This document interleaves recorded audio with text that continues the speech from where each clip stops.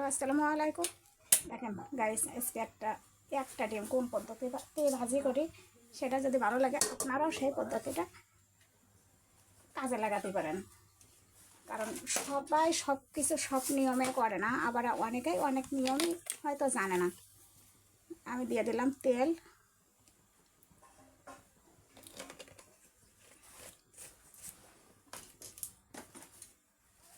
এরপরে দিয়ে দিলাম কিছু কুচানো পেঁয়াজ,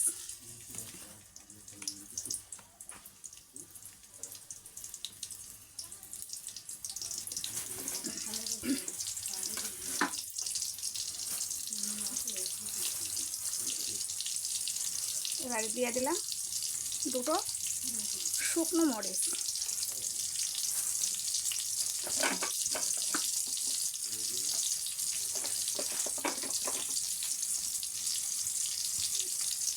দিয়ে দিলাম হালকা একটু লবণ,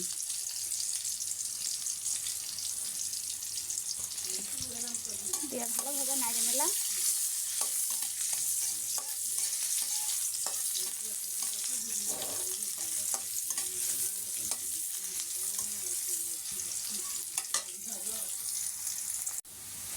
এবার দিয়ে দিলাম হালকা একটু হলুদের গুঁড়া, মানে কোনো রকম সেম তেল দিলে যেটা রং আসে।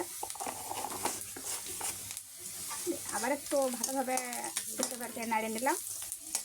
এবার দেখেন পেঁয়াজের কালারটা কত সুন্দর হয়ে আছে, দেখো লালচে লালচে খুব সুন্দর একটা মুঠ। এবার মনে করেন ডিমটা ভেঙে মাছ বরাবর দিয়ে দিলাম।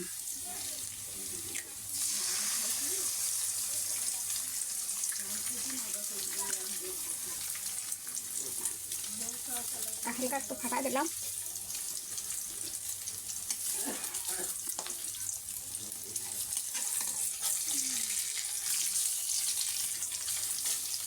দেখেন দোয়া পিঠে এরকম সুন্দর লেগে গেল।